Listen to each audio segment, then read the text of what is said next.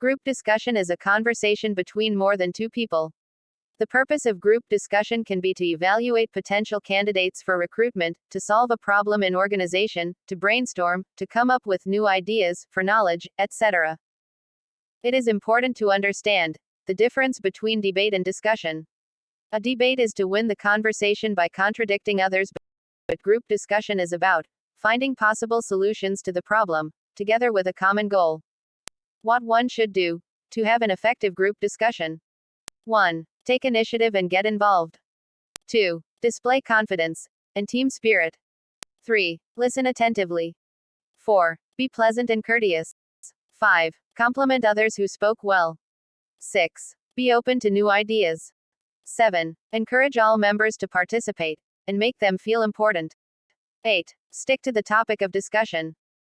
What one should not do in a group discussion. 1. Talking only about oneself. 2. Pulling down others.